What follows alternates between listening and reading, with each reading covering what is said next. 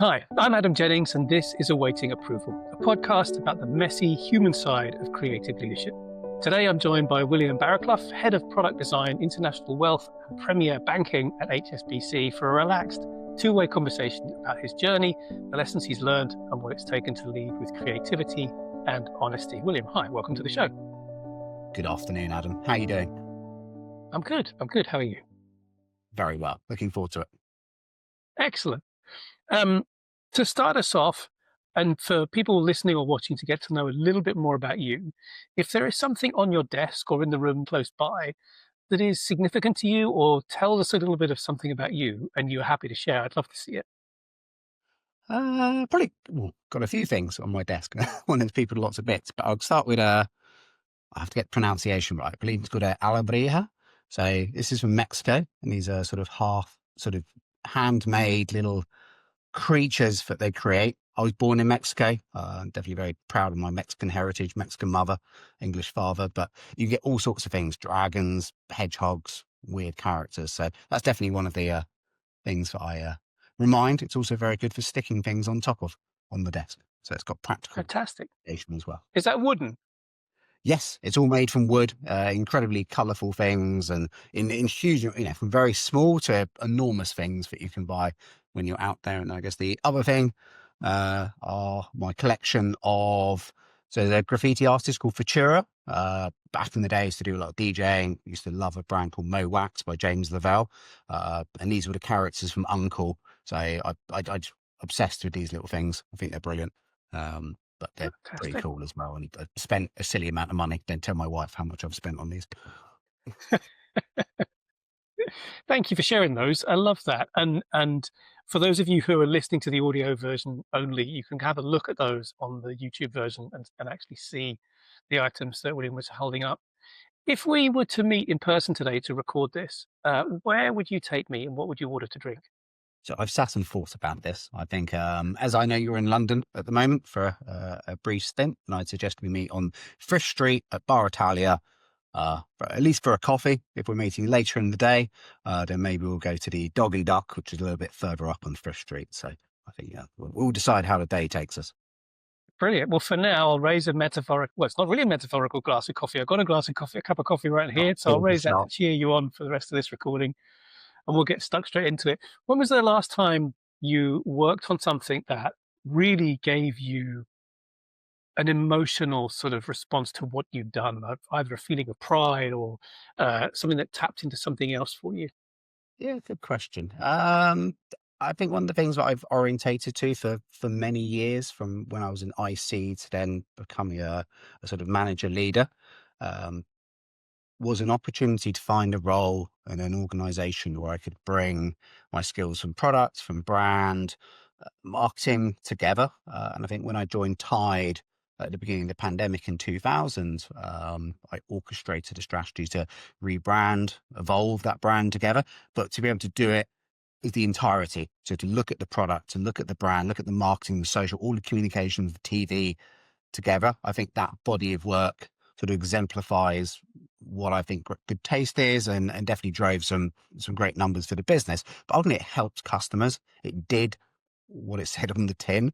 And I think that piece of work and bringing designers together who weren't necessarily comfortable with doing some of that work, I think it was a really good team effort. And the outcome of that still lives on today. There's some evolution, but we're 5 years on from when that work was created. That is probably the sort of swan song for work that brings in the entirety of my skill set. But I'm really pleased as a team, not just for myself.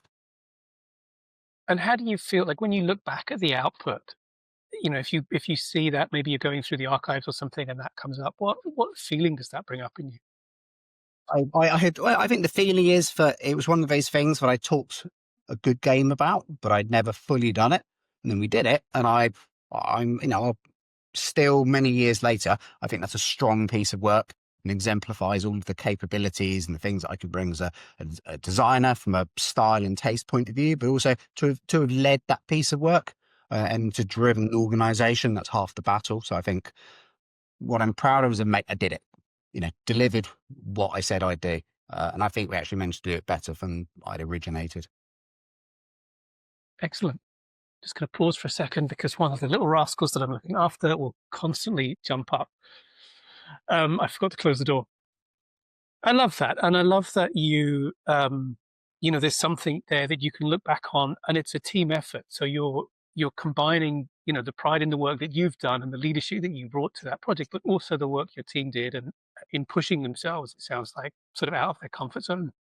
Exactly. And I think that's half the thing that I've really enjoyed in my sort of opportunity from being an IC to manager, to leader. But I think I've done that throughout, not just a design career, but all of the things I've done. I grew up skateboarding and then DJing. I was never the best skateboarder or the best DJ, but I put things together and orchestrated groups of us together, or it was organizing club nights and events. So I think I've naturally had this capability. I think I've got a good sense of style and what good looks like or what experience could be, but that can manifest in different ways, even for my days of working in catering and so on, and hiring other people to work in the restaurant and so on. So those are the bits I do. It's bringing people together.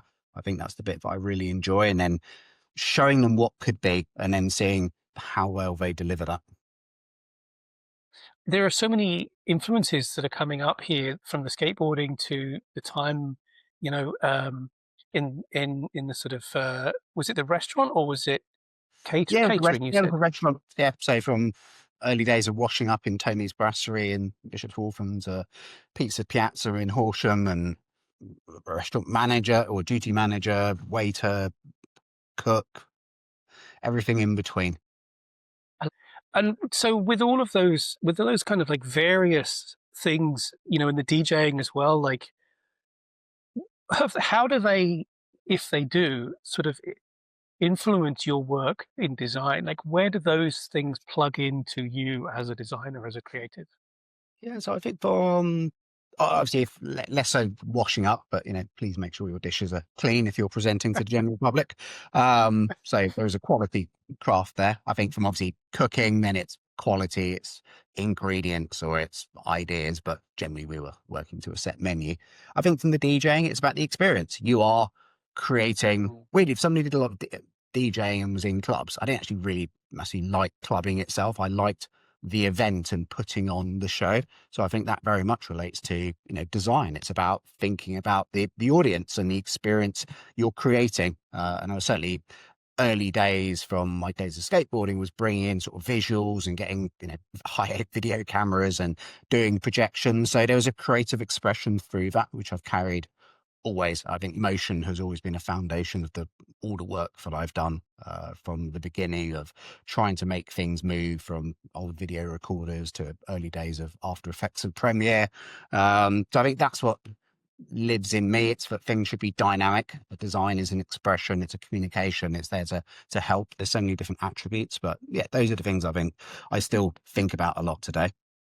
I'm always fascinated when I talk to a new creative about all of those outside influences. I love to learn the journey of their career and the craft and how they've gone through all of that. But I love to see what comes in from the edges. And talking of the journey through the career and learning your craft, take us from when you first started in design to where you are now. Just a kind of bullet point. You don't necessarily need to hit every beat, but as many as feel relevant for you. Yeah, for sure. Well, I've never studied design formally, ever. I did go to university for a week in Southampton. I then decided that I'd rather go skateboarding for the rest of the year, so I used my graduate loan for that. And I did try going to De Montfort for about 6 months, doing some sort of photography video course, but it was far more artsy based than I wanted to do. I wanted more practical application, but I didn't really know what I should be doing. So quit that. Got what's called a graduate loan. Amazing, Lloyd's Bank didn't ask if I'd actually graduated, if they'd looked into it. Clearly I couldn't have done, but I walked away with £3,000 with no vetting process. Sure, that wouldn't happen today. But I bought what was called a clone Mac. It was like these fake Macs that you used to get from a place called Computer Warehouse down in Brighton. And I just dived into it, as everyone did, got a free copy of Photoshop, thank you, Adobe, and just learned and started. And Premiere was probably the first tool that I used, and then into a bit of Photoshop. So that I organically fell into design. And I was doing club nights, I was making flyers. So that's my entry into design. I think back in the day when I was skateboarding in my teens, then I'd get like literally biros and draw on like white t-shirts, and had a little thing called Unknown Skateboards. I probably sold like 6 t-shirts, but I'm not particularly great at illustration or drawing, but I think the ideas, I had the aspiration to want to do it. But I guess what was my first ever proper role? Well, for those that are aware, there's a thing called the Job Centre. And I found a role at a local regional agency in a little village called Rusper outside Horsham called PMW. Really excited. I met the guy called Peter Blay, who sort of took me under his wing. Couldn't wait to become a designer and to learn. Finally, I'm going to work in a studio. And the day I joined, he said, mate, got something to tell you. I'm leaving in 30 days. So I had 30 days to learn how to do, marketing ads for Stag Hill Motors, Crawley College, the Brighton Centre. It was very sort of traditional, localised advertising. But that was a bastion of fire. He left 30 days on the dot. And for almost 6 months to a year, I was the one-man band running that design studio with no idea about ISDN, formatting ads, and all the rest of it. And I'd be on the phone to Peter occasionally. How do you do this? Well, and so on. He was a great support. But no, that's my entry into the beginnings of design. I used to work 6 days a week. It was in the countryside. So the 6th day I worked, so they'd give me a company car. They were quite tight, to be honest. And then I'd inevitably run out of fuel because I was earning £12,000 a year. From there, a friend of a friend, this is early days, advent of the internet. So we're talking 98, 99. A friend phoned me up. Remember down in Southampton, I was speaking to a client doing some work. My friend said, would you like a job in digital? Or it was digital. Oh, the internet. Oh, I didn't really know anything about this thing called the internet, more than ISDN in content. And he said, it was an agency called M&C Saatchi. Have you heard of it? I was like, well, as a child of the 80s, yes, Morris and Charles are. Where I thought maybe if I ever got into this game, could be the end place I end, my career. Weirdly, it's where I began my career. And I joined in January 1999, M&C Saatchi, Digital Saatchi. And I spent, almost 3 years there, basically just learning, running by the seat of my pants. I had various weird different titles that everyone did. Can't even remember, but just trying to learn about internet, digital. Obviously, it was 56K modem. I thought it was a fascinating opportunity because you had the main agencies that had incredible clients like MG Rover and Verve Clicquot and so on. And we were trying to produce the digital side of that and the website. So you could work with these really brilliant creatives in the business and then work out, well, what was the early articulation of that? I didn't know what I was doing, to be honest. I was hacking ideas, working on bits. Silly title I had for a bit. I think it came out of some design magazine or digital magazine called Create. I was a convergence expert. So basically, I would look at new tech and I would tell our CEO about, is this new thing? We could talk to clients about this. And I think I've always thought quite far ahead. Doesn't necessarily mean you can deliver upon that stuff.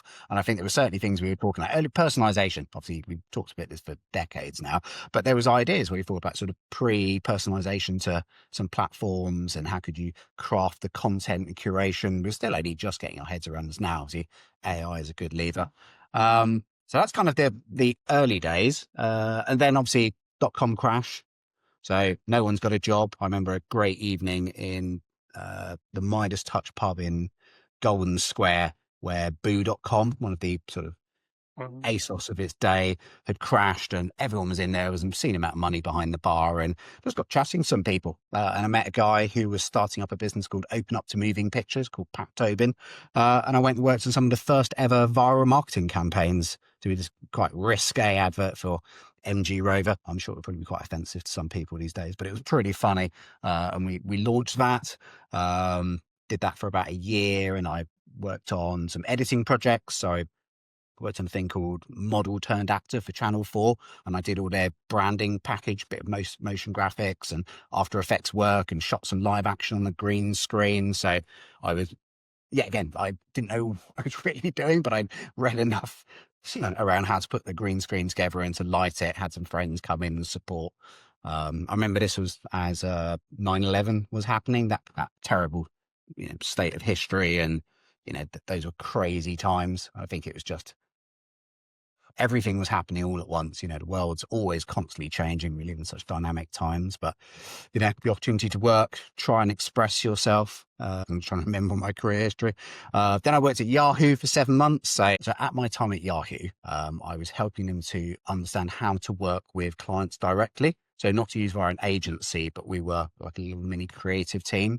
So for about a year, worked on some ideas. And the thing that I was really pleased with is First Direct was a client. Obviously, their branding is very monochromatic.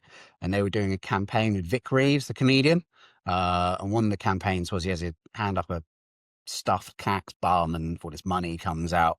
So I thought, well, we could do this really dynamic homepage takeover. But what I did was I turned the Yahoo UK homepage black and white. You would believe how complicated it was to make this happen.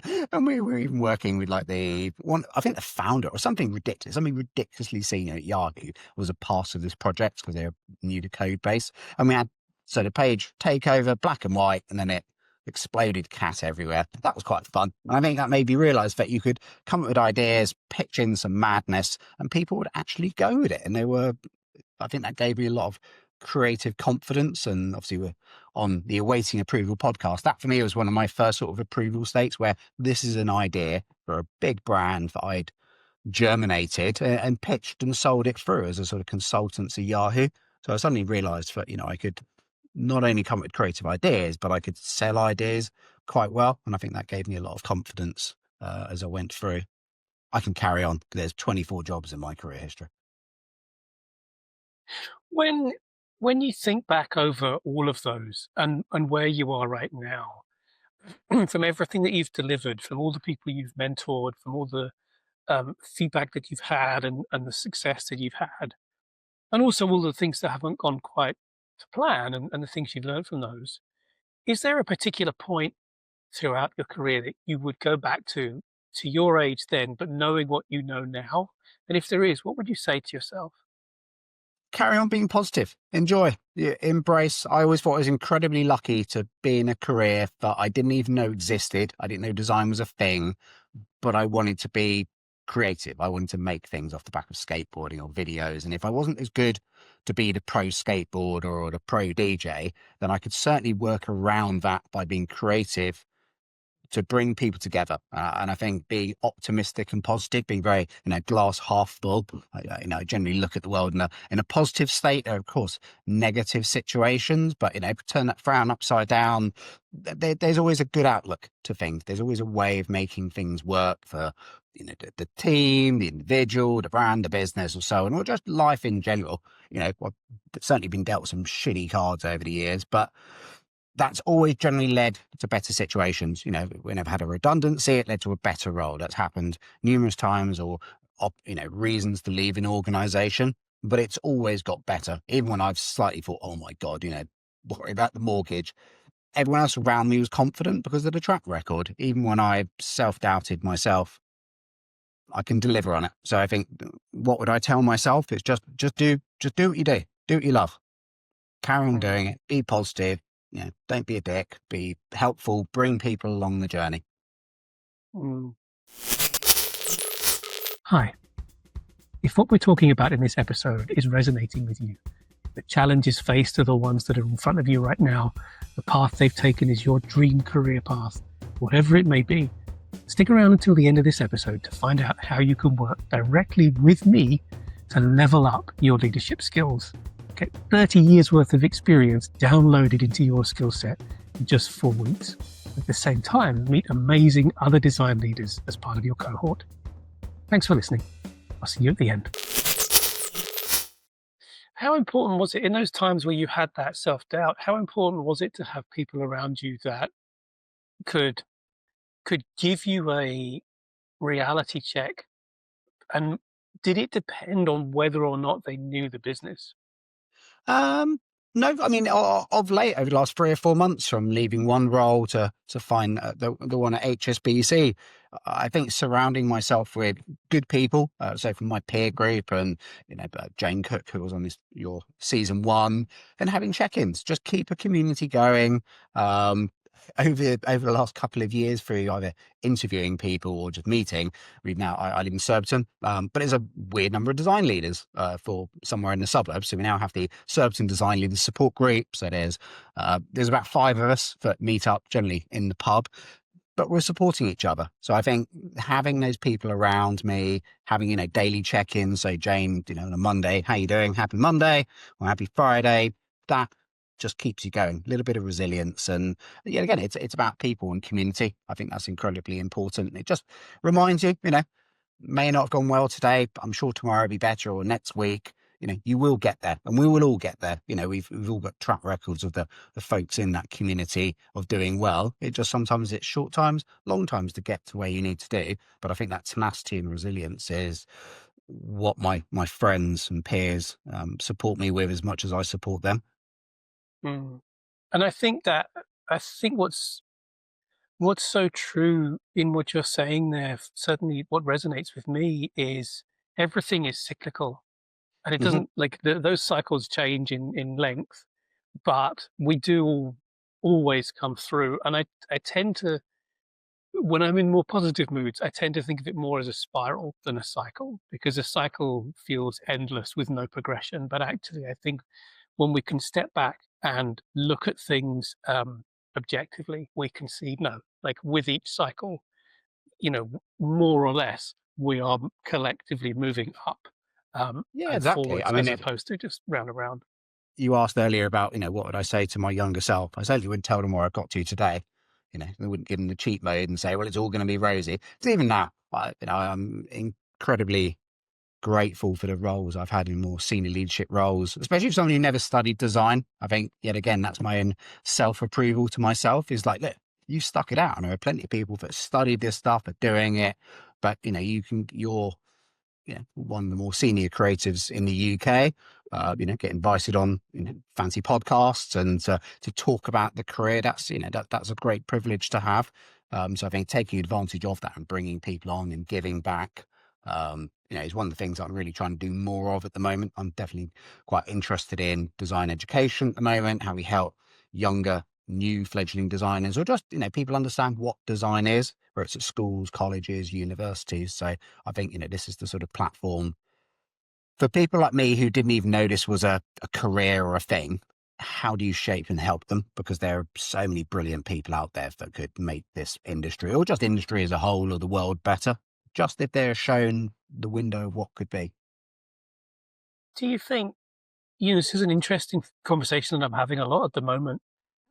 Do you think that there is still a career ladder within the creative industries, or do you think that that ladder has disappeared and it's much shallower, or do you think something else?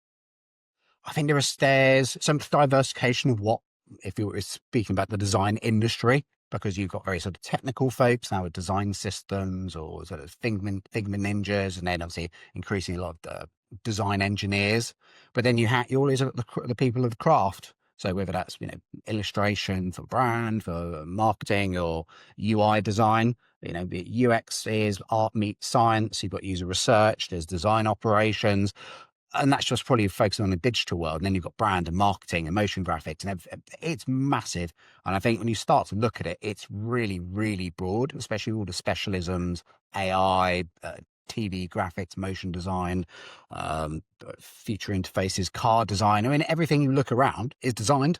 And I remember when I was very young being in the supermarket, looking at the yogurt aisle, and there's almost epiphany that was like, oh my God, like everything is designed, like all these packages, all these bits, how it's framed. It was just like, well, everything is designed. So I think it's getting people to understand design is problem solving.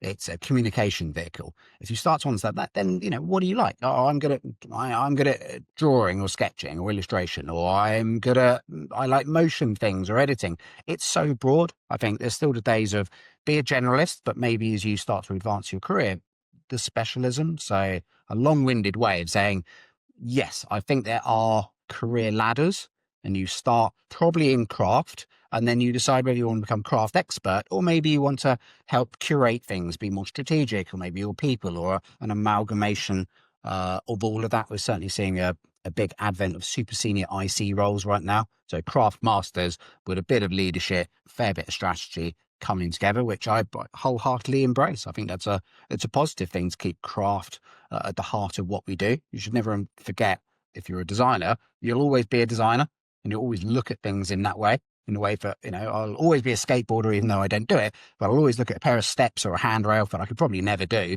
but look at it in the way that a skateboarder would look at the landscape around them. I think designers will always have that lens to them. I think you're absolutely spot on. You mentioned about that first role at the agency where the day you joined, the boss said, "I'm off in 30 days." Um, that's a pretty full-on sort of baptism of fire to get to on your first role, like your first sort of proper full-on role within a creative environment. I would imagine that that put a lot of pressure on you. And have you since had any role or moment in time that has equated to the same level of pressure? Um, I think there are different roles, but there's always been pressure. And I probably think, from a bit of a sadist, but that's pressure I put on myself. And I think partly it comes from this, I didn't study design. So there's this wanting to prove my ability to do it. Because I certainly over the years had naysayers, certain big organizations who are other designers. Well, why have you done this? Oh, you haven't. Where did you study design? Oh, I didn't. Okay. Well, how do you know? Well, because I'm here in the same team as you. So I think, I've built up my resilience. I've proved myself. But I think the leadership roles have been challenging. Certainly, if you're inheriting teams, that can be incredibly difficult to win them around. They could have been great friends with their previous boss, whether they left of their own accord or not. And I've certainly inherited teams where, that's been the case. But I think generally, be open and transparent. Like I'm on this podcast, this is me, this is who I am. My role is to help. The way I describe it with teams, it's our team collectively. I work for you guys. How are we going to make this work? What do you need? And I'll orchestrate the bits that the organization needs and bring us together. But, I do have to drive that from the front. So I think happy to make those difficult conversations. But I think, there isn't a week that goes by where it isn't a challenge. They're just different degrees. And I think over time, you learn a resilience to be confident in your own decision making. Doesn't mean that's the way all the time. I still think as I've walked into this new role at HSBC, it's a huge opportunity. I still get the tingles of fear, but I kind of embrace that. That's what I like from the sports that I do, like mountain biking. I've certainly had enough wrist break, broken rib. Embrace the challenge. It doesn't always go well, but if you keep doing it, then, sometimes things break, like myself, but you get there and you just keep going. So I think, yes, I probably more I think about that question. Yes, I do it in a lot of my life. Parenting is another example. The house we bought that we're in now, we bought that 2 years ago, decided not to use an architect, do it all ourselves. Well, not literally design it all ourselves, but but orchestrate all the builders and things. So no, yes, I embrace madness. You mentioned something there which really resonates. Prior to moving into design, I worked in theatre as an actor, and I always knew when a performance was not going to go well because I didn't have nerves. And I think there is something about that gut feeling, that gut instinct of nervousness, of something's on the line here. It might not be life-threatening, but I need to pay attention. I need to focus. I need to zone into what I'm doing because there is something that is important that I get right.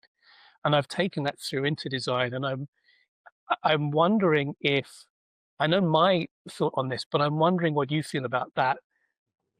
Is there a connection between that feeling of nerves, that feeling of pressure, and an imposter syndrome? Do those two feed off each other, or are they there because of each other?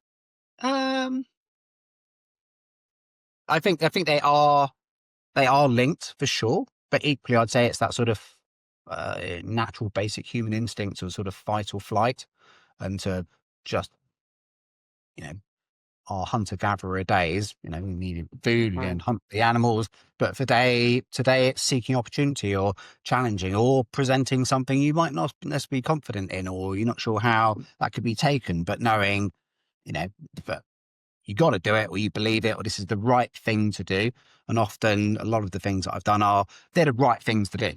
whether it's for Mm. the team or the business or what I believe or whatever in life, don't be afraid to speak what you believe and what you think is the right thing, whether it's in your day-to-day life or to do it. Because otherwise I hate this term, be your true self, because honestly, if I was my true self, I probably wouldn't be employed sometimes as you get older, we've got more creative views. But I think, be honest and authentic where it needs to be, where you can get things done for a positive outcome, ideally. Mm. Or even if it's not positive and you just got to say, look, these things aren't working, we need to do this. But there's always, it's not working, but if we did this, maybe there are opportunities to make that work. So I think for all those situations that might come across as negative, and look at how you drive that to become a positive.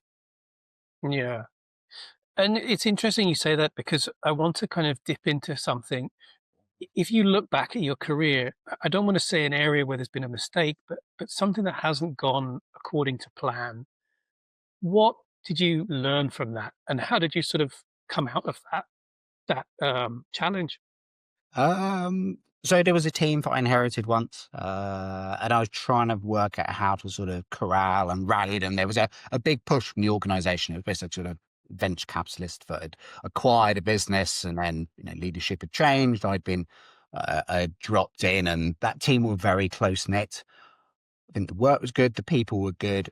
I think there was a lack of commercial realization that they were here as part of an organization. So the drive for, right, we need to do this, we need to do it quickly as a repositioning.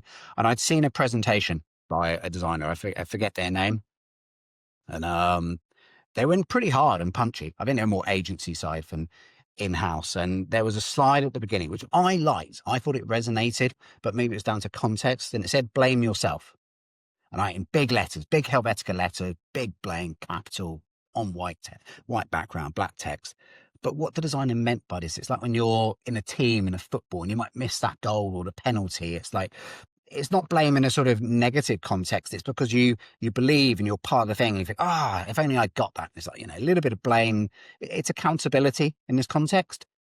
I did not land this presentation by using that as my opening slide. And literally the rest of this presentation opening slide went down really bad. So I think understanding context is everything. Understanding maybe the fragility of that audience at that time. But I was coming in very hyped and passionate because I've inherited his team, whereas this team were in a state where, they were probably mourning the loss of their previous boss who they really liked. And it was a big Mm. change. The organization had been acquired. And I lacked empathy to understand it. So I think that was the big learning to sort of turn that around. It didn't go perfectly well. And it was part of it. It wasn't a full-time role. It was a part of a role that I was in for 6 or 9 months.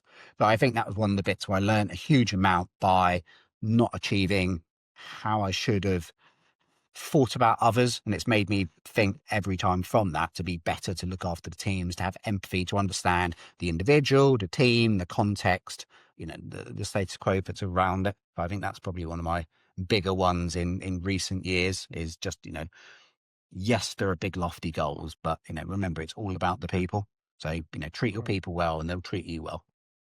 Mm. I really, I'm 100% behind that. And it reminds me, you saying about getting the context right and reading the room and then communicating that. It Yeah. reminds me, one of the very first times I directed a play, there was a part of that play that needed some child actors. And so I held a group audition with a bunch of children. Their parents were present because the children were all quite young. They were maybe 5 or 6. Mm-hmm. And I wanted to see how they acted out emotions. So I put a piece of happy music on and said, I want you to dance around as though you're really happy, or move as though you're really happy. You don't have to dance. And so they did all of that. And there was one girl who did it really well.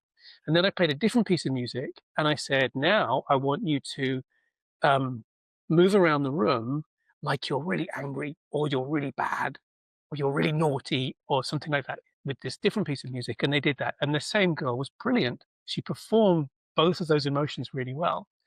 So I then said, okay, I would like you and you and you did really well. I would like you to stay. And I turned to this girl, and without thinking, I said, and you were really bad, meaning she'd done really well at Yeah. performing to be bad. But the tears like instantly burst out of her face. She ran off to her mum, who was waiting at the side of the room. And because I was so green, I did not know how to course correct that situation. The mum knew exactly what I meant, and she was able to explain to her daughter, and it was all fine in the end. But I'm feeling awful now, even thinking back to that, because like you say, it's It sounds about exactly how I context. felt with that feeling. It's sort of, oh my God, how did I not Yeah, know? How do I do that? So, but sometimes you need that sort of almost blunt force trauma to make sure you don't do that. And there are learnings, and you can, read all manner of books. What's the one I always have to look over? Things like Radical Candor, but life situations, that's the best bit. Radical Candor is a great book, but I use it in pockets to refresh myself when working through scenarios. But yeah, things like that, they give you stories to tell, and I think that's the great thing. Sometimes it's these incidents in life that then give you the narrative to build upon and to help others. So hopefully others listening to this from the two stories we've just told to be like, yeah, I can hear you. I can feel. They can yeah, feel it as we're saying it. yeah, exactly. It's that embarrassment by proxy, yeah. Um, you talked about sort of blunt force trauma, and I think actually, I'm only semi-joking. I feel like that is a great description of the creative industry right now, and how what so many in it are feeling. What's your take on a number of things? One, what do you think most people are finding a challenge right now? Most creatives are finding challenging right now. And two, what would be your advice to those coming into the industry fresh, but also those who've been in the industry for a while but have been out of work for a while? Oh God, three questions. So let's start with those coming into the industry at the moment. So I've just helped a graduate recently. Her mother's a design leader as well. She managed to join the team that I had just departed. But I think for those junior folk coming in, one, get experience wherever you can. And certainly this young lady who had spent a year in different agencies, different environments before her first full-time role. So these were internships before, use the networking opportunities. Um, as her mother was in design, she could link to other people, but equally she had put her own LinkedIn together, had put updates and things, and then just added other people. So it's the network. It's go to the events, and if you don't know where they are, then find them or add someone or find someone who knows where those are. And if it's not your tutors, then find other people that know. But just keep learning, finding, sourcing. I think that's going to be the big bit. Be inquisitive. AI, how amazing for young designers today. See, 25 years ago, we had the internet. That was the new, cool, interesting thing that's still going pretty well. AI is the next big, even potentially bigger revolution. So what does that look like? I think, yet again, be articulate, express yourself, spend the time to find out what you're interested in. You're a junior at the beginning of your career. We're not expecting you to know everything, but we are expecting to be sort of clear, concise, talk about things, have a point of view, ask questions. That's a pretty great start for a designer. Ask questions.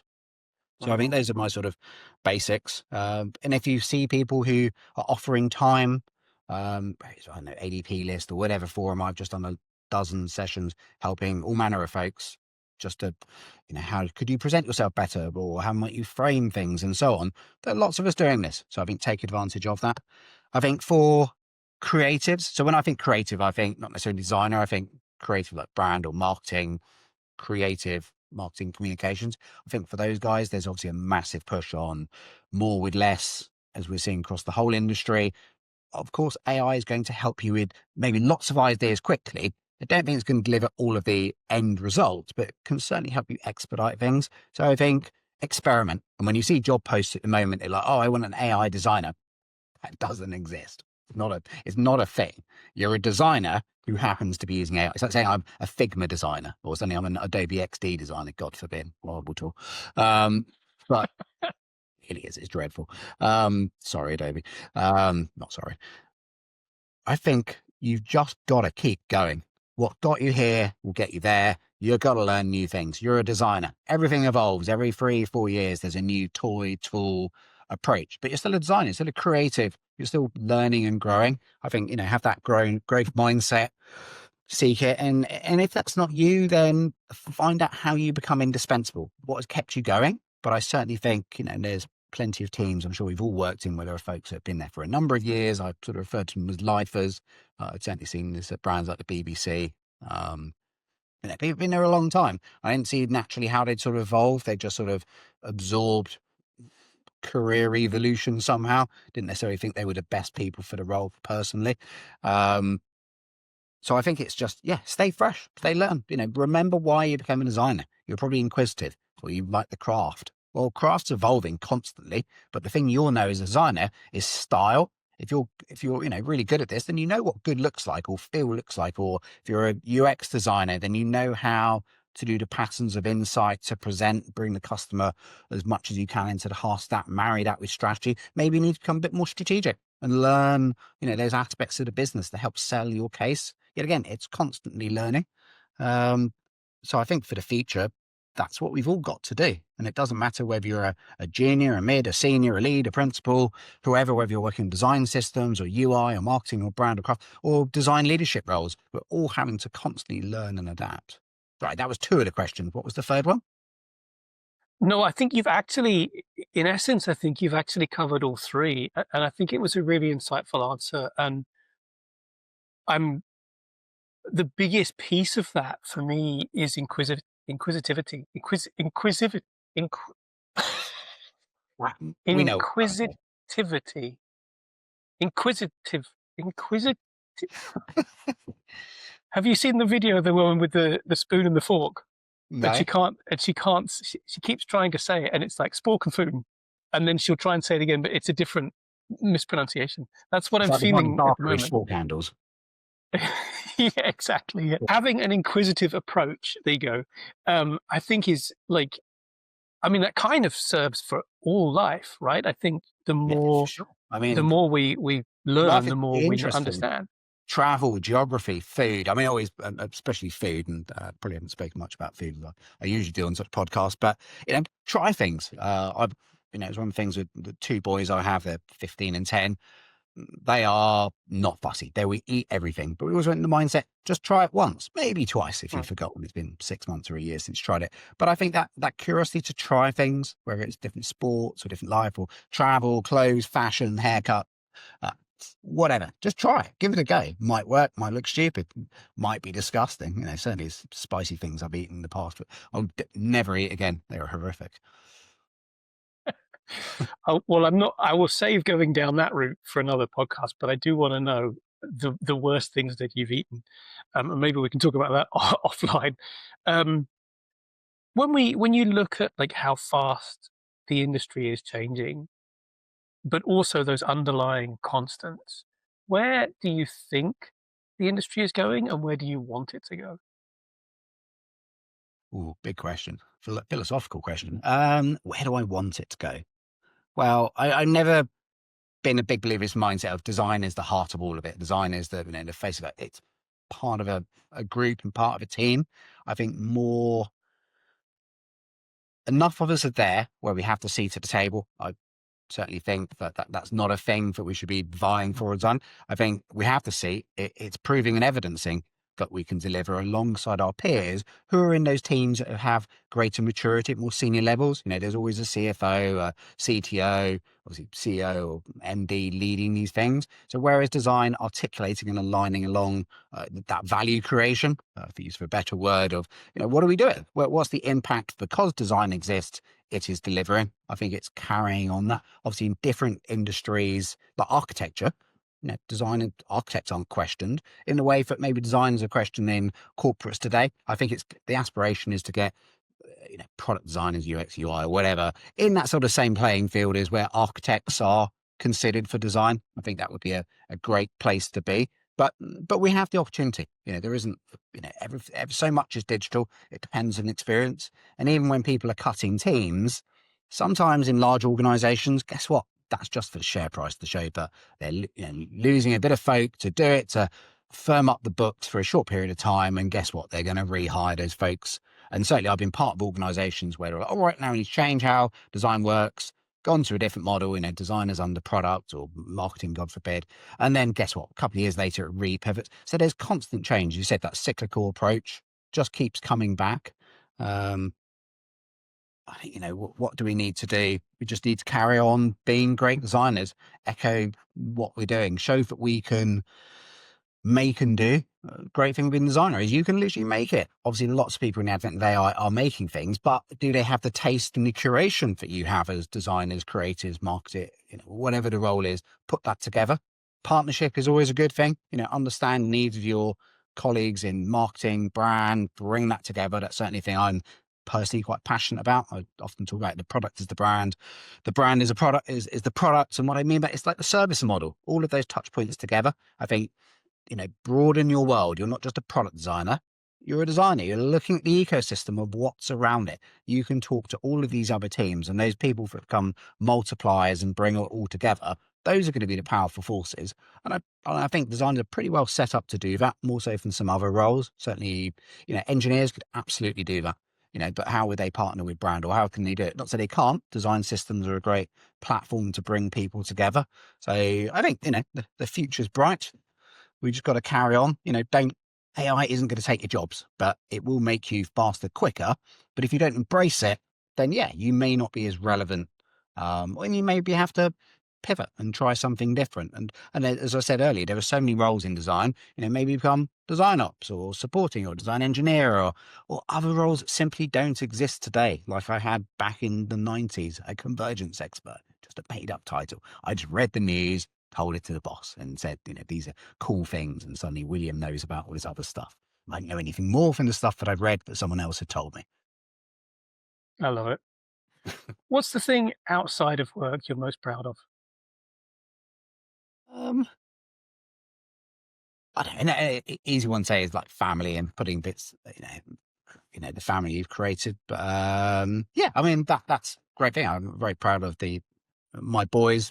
My son's in his final year of GCSE over the last 5 years since the pandemic. From an amazing mountain biker to dirt jumper to BMX is his current evolution. I'm always wholeheartedly impressed by, just got style, and yet again, that's I think a great thing from those types of extreme sports. You learn style. You've either got it or not. I certainly lost my style. I can do it technically, but I don't have the grace and finesse that he has when he's sending shapes in the air. I think my youngest son, he's 10, his passion for Minecraft and his commercial realization at 10 years old of the value of Pokemon and knowing that he wants to be an investment banker at 10. That's pretty cool. Certainly, maybe he can look after his dear old dad and mum. And he's making, great. For all that, I totally was a naysayer to Pokemon and thought, oh no, just nonsense things. But it's performing like 1,000 times better than like the S&P 500 and trading. It's literally ridiculous, the things that people will invest money into. I guess building communities, friends, supporting, helping people, various different things over the years that I've joined. The house that we've just done, that was an amazing challenge. That's probably one of the most stressful things I've ever done. And weirdly, the stressful bit was the acquiring the house. That was just fucking stressful. There's no other word. It's one of the worst things I've ever had to go. Someone please digitize the entirety of the house buying process because it's just shit. But doing the house and the opportunity for that's presented and learning and bringing design skills into that's been pretty fun. Trying to think what else. Yeah, just normal shit, really. There's nothing that I'm doing. I'm not creating a startup. I'm not some AI ninja. I'm not doing any sort of unique things. I'm not creating some sort of startup. I'm not, massively diving into AI every day and writing LinkedIn posts and doing that. I'm just, just enjoying life, getting out where I can, trying to be healthier, not have too many beers too often, but, that's a different story. Just, enjoying life as it is, like life's short. And I think that comes from, sadly 9 years ago, my mother passed away. She just retired.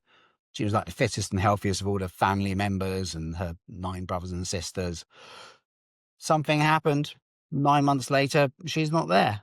But I remember, and this comes back to sort of Mexican heritage. She wasn't afraid to die at the end. She wasn't afraid. She, she wasn't living. She was existing, and just, you use that time you have. So, how sad you get to retirement, you work your ass off, and then pop your clogs. I'd quite like to carry on and enjoy it. So I think I live in the moment. I don't worry about some big end thing. I'm trying to enjoy as much of it on the way.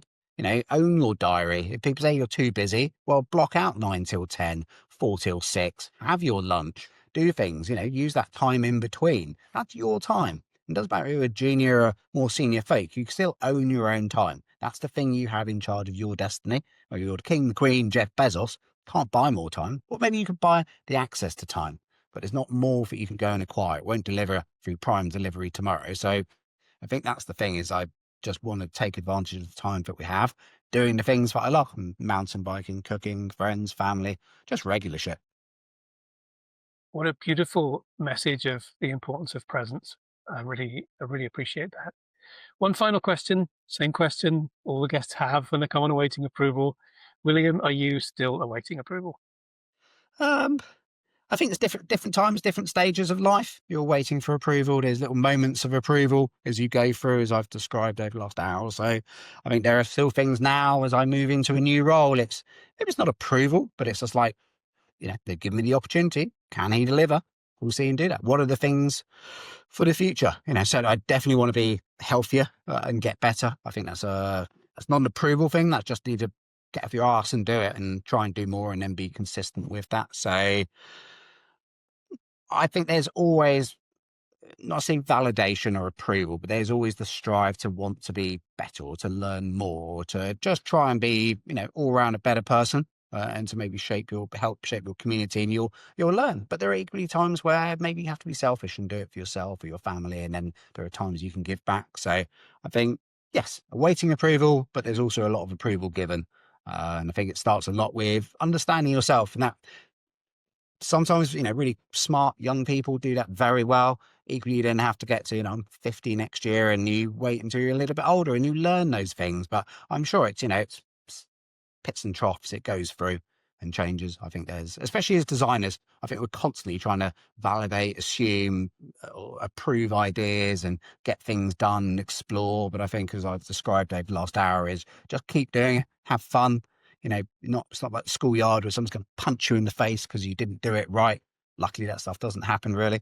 So I think just carry on, be good to yourself. That's the best bit. And then be good to those around you and have fun along the way. Great career, good industry, and you get to meet cool people and do fun things. Love it. This is your moment to let people know how they can get in touch with you, any events that you want to plug or products that you want people to know about. Now's the time. Yeah, I wish I had a book in the go and things. So LinkedIn, if you want to contact me, just William Barraclough. Always happy to have a chat with people, share some learnings. As I said, over the last month or so, as I've had time off, been helping folks to better navigate the madness of the current job market, which is an absolutely ridiculous minefield. But I do put a lot of blame at some of the ridiculous hiring practices in place. But just go and be confident. You've got it. But just look at what good looks like and help frame that for yourself. If you're really interested, track me down on my Instagram if you want to see gratuitous mountain biking stuff. That's probably it. But you have to track me down. It's a private account. It'll be as much about me cooking barbecue or pictures of the house and everything else. But no, just find me at an event. I'm in London 2 or 3 days a week. Happy to meet new people. So maybe I'll have a book for the next podcast. Fantastic. William, thank you so much. This has been a really insightful episode. I'm really grateful for you joining us. Yeah, well, thank you for the opportunity, and look forward to the rest of season 2. If today's conversation got you thinking about your own growth as a creative leader, then my program, Supercharged Creative Leaders, might well be the next step for you. It's a 4-week cohort designed to help those in leadership positions and those aspiring to be in the leadership positions to lead at a world-class level. You'll learn how to communicate with impact, grow your confidence, and lead teams that thrive, all without losing your creativity. It's a mix of pre-recorded video sessions, live Q&As with me and the rest of your cohort, and an incredible community of peers who will support you along the way. People who've already been through the course have gone on to win new roles, land promotions, get huge multi-million-dollar pitches, and they all put it down to the course and the confidence it gave them. So if you're ready to get noticed, get promoted, or finally step into that dream role, join the next cohort. Head to growwithadamjennings.com and sign up to Supercharged Creative Leaders. I can't wait to start working with you. Awaiting Approval is a Cordial Fox production, hosted by Adam Jennings, produced by Adam Jennings and Jasmine Egner.